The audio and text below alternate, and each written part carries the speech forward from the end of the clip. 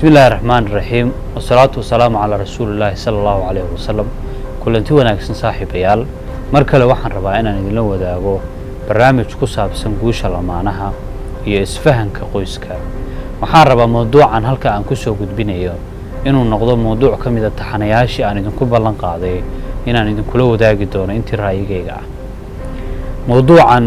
waxaan ugu magac daray sidee u furan kartaa qalbiga lamaanahaaga mowduucan waxaan rabaa inaan gaar u yeelo gabdhaha Soomaaliyeed ee xaasaska ah si ay uga faa'iideystaan ama kuwa hadda ku tala jira inay guursadaan even haddii ay dhacdo in ay isxidho qalbiga ninkoodu sidii ay ku furan lahaayeen mowduuca qaybtiisa hore waxaan rabaa inaan dul maro dhowr qodob oo ka mid ah waxyaabaha keeni kara qofka qalbigiisu inuu isxidho ama labada qof inay kala xidhmaan hadhoona waxaan sheegi doonaa haddii ay dhacdoba inay kala xidhmaan wixii lagu kala furi lahaa waxaan rabaa marka hore inaan ku horeeyo qalbiga qofka bini aadamka ahi waa kan xukumi kara nolosha qofka iyo dabeecadihiisa intaba sidaas darteed haddii qalbiga lamaanahaagu isxidho waxay keeni kartaa in labada qof ay kala fogaadaan oo kala fogaanshahaasi qayb noocee ay noqon kartaa kala fogaanshahaasi waxay noqon kartaa idinkoo guri ku wada nool inaad kala fogaataan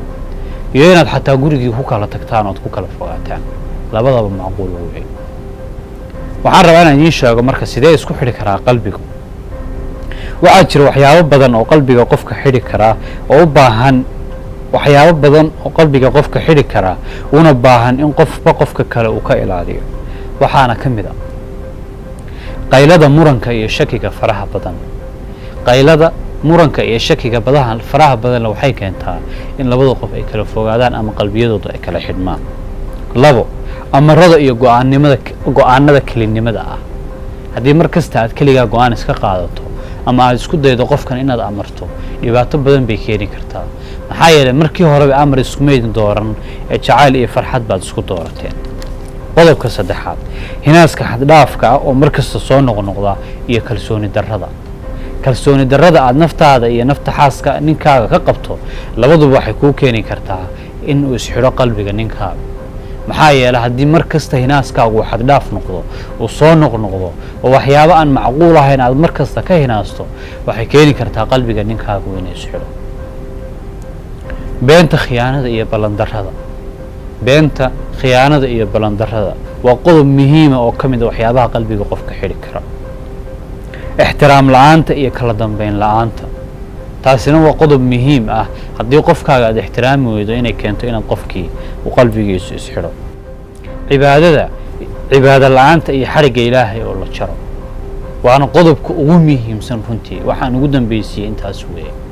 cibaado la'aantu waxay keeni kartaa labada qalbiba inay isxidhaan xataa ummadii inay isxidho oo ummadii inay baaba'day keeni kartaa haddii cibaadadoodu ay go'do waayahay gabaray see ku furan kartaa qalbiga ninkaaga marka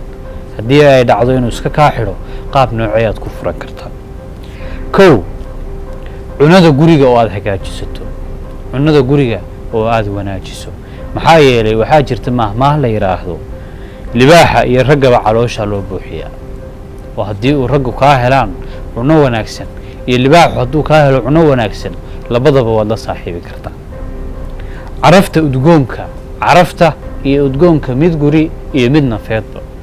in ninkaagu mar kasta kuu soo galo adiga oo carfoon oo qurux badan oo dhalaalaya iyo gurigii oo carfoon oo dhalaalaya waxay keeni kartaa qalbiga ninkaagu in isfuro uuna isu kaa dhiibo adiga aragtida iyo isqurxinta oo tii hore uun daba taal tii horena waxay ahayd carafta inaad udgoonaato tanna waxa weeye inaad quruxsanaato oo quruxdaasi noocay noqon kartaa ma inaan wax ismariyaa ma inaan iscadeeyaa ma inaan waxyaabo kale isticmaalaa may quruxdu waxay noqon kartaa labiska dabeecadda hadalka habdhaqanka intaba adigoo aan waxba ismarin isna cadayn isna madoobeyn ayaad noqon kartaa gabadha adduunka ugu quruxda badan maxaa yeelay waxaa la yiraahdaa ishu waxay jeclaataa qalbiga ka hor oo marka aan anigu cunno badan oo meel taalla aan u soo galo ee aan arko qalbigaygu inta aanay gaadhin ishayda ka heli doonta markaasaan qalbiga u gudbin doonaa sidaas si lamid ah haddaan arko gabadh qurux badan marka ishaydu aragto ayaan ka helo ama aan jeclaado ayaan qalbiga go'aan siin doonaa markaas ayuu isoo go'aan ka gaadhi doonaa qodobka u dambeeya dhoolla caddaynta iyo farxadda.